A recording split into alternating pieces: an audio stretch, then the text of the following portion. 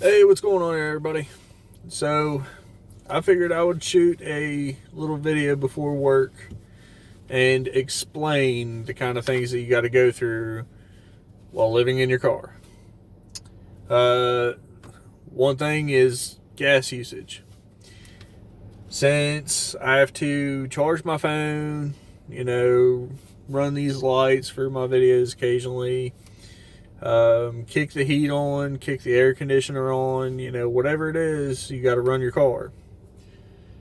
Or just driving back and forth. I got my sleeping spots, I got work, I got the gym, all these things combined. I got to fill up like 3 to 4 times a week. I mean, while it's not great distances in between everything, it's still part of it. I'm still using a ton of gas. Another thing is the weather. So that kind of goes along with gas usage.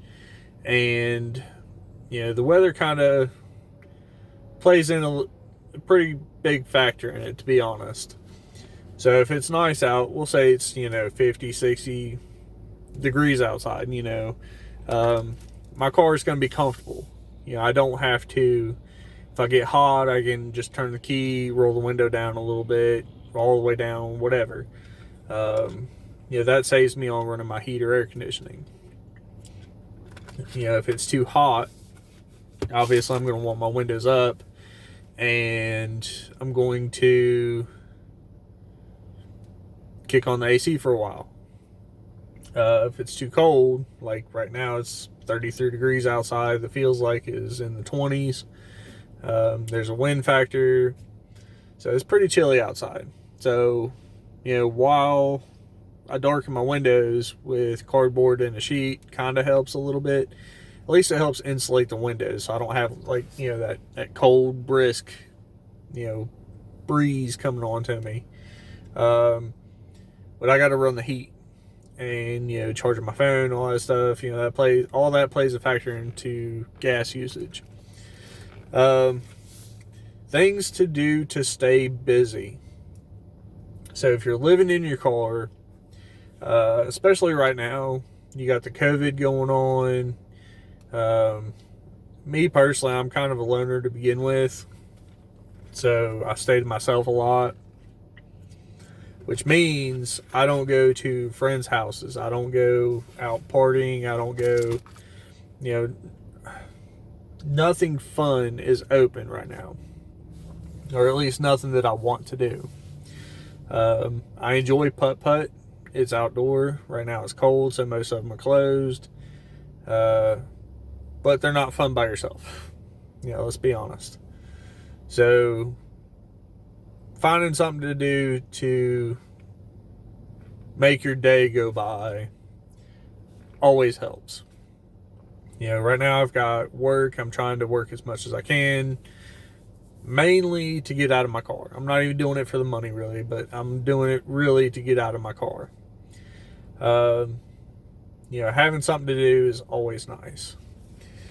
So, another thing, you see all these people, they've got, these little tips and tricks, and more power to them if it works, but little tips and tricks on how to shower.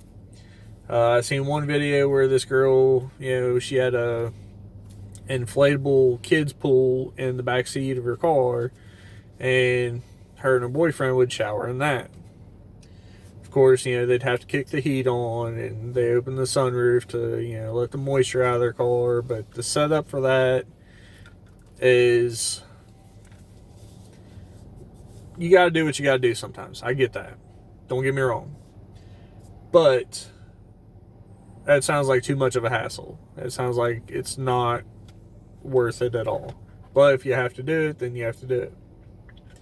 Right now it's winter time, so my thing is the gym.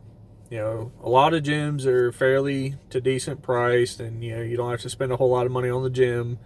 You get you a membership, and you could use the locker rooms and shower there. $10-20 a month sometimes.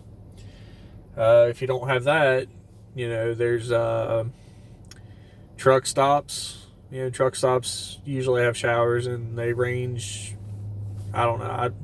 I really don't know how much a shower at a truck stop costs, to be honest. I think somebody told me it was like between $5 and $15, depending on where you're at. But that's an option, but it's a costly option if you shower daily or, several times a week. It gets to be pretty pricey. So I don't really recommend that one. I've got a gym membership, and mine's a little pricier, and I don't use all the benefits that I get from it. But to pay one price for a month and be able to shower whenever I want, I'm okay with that. Finding a place to park, like even if you're just kind of chilling out, like I am at the moment. I'm here in a parking lot, and we got Wendy's, got Little Caesars, you got Aaron's, all these other little places, strip mall. I'm just kind of sitting here hanging out at the time being. I went to Little Caesars, got me some lunch before work. I got some leftovers, so I'll have lunch on break tonight, so I don't have to buy anything out of the vending machines.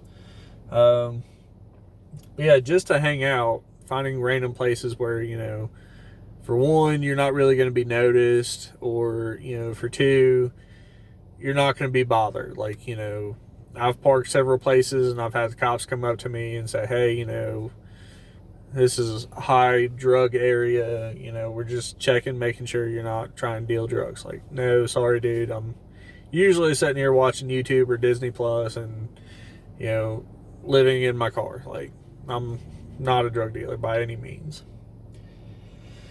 So, finding a place to sleep is another one. You got to pick your places wisely. You don't want to park on private property for obvious reasons. Safety is a big thing. I live out in the middle of nowhere, so safety is not really an issue for me. I can park just about anywhere and be comfortable. But you want to park somewhere that doesn't have a lot of traffic. You not next to a highway, would be better, but a lot of these parking rides and stuff that I park at, or truck stops, they're high traffic areas. Sometimes they're good for overnight. Certain days of the week are better. Weekends are nice because they're a lot less traveled. Things kind of like that. It's my personal preference. So another one is when you talk to people, like this one's one for me because I just recently started a new job, and a lot of people that I work with, of course everybody wants to get to know the new guy, and people that you work with on a daily basis, they try to, I wouldn't say get into your personal life. You could always be a dick and say, it's none of your business, I'm not here to make friends. But just to make conversation with general people, a lot of people say, oh, where do you live? Where are you from? This and that. So trying to come up with a quick answer for that. Like I usually tell, like a couple towns over where, I grew up, I tell people I'm from there. I'm not going to tell them right off the bat that I'm living in my car and I live anywhere that I want to live. And that's also a perk, by the way. You can literally just, all my stuff is in my car. I'm in my car, so I can get up and go anywhere. And I'm okay with that. So, but trying to explain that to people is a little bit of a different story. Now, my number one thing, and this is by far the biggest thing about living in your car: trash buildup. So I go out to eat a lot. Even if I went grocery shopping, I got food, I'm going to have trash. We're all going to have trash. I try to keep it limited. Say if I go to Walmart and, I buy a few things, I'll get a couple bags. I try to limit everything to them small Walmart bags. Because if you go to the gas station to get gas, drive-through restaurant, they've usually got trash cans right there. and, you know, kind of sneakily throw your trash away in those helps tremendously. If gas stations and drive-thrus did not have trash cans, I do not know what I would do. I'm not the type of person where I can just walk up to a dumpster just anywhere and feel comfortable throwing everything in, because, you know, they're always posted, you know, not a public trash collector, this and that, you know. I'm just not that type of person. So I like to sneak my trash into places, you know, gas stations and drive-thrus when I have the option. Here recently, since I did all my windows with cardboard, I have a boatload of cardboard in my back seat. Yeah, it's all trash. I need to throw it all away. I've got a couple of larger pieces that I have left. Probably going to use for my windshield and my rear window. Excuse me. But all the little smaller pieces, you know, I got to figure out what to do with those.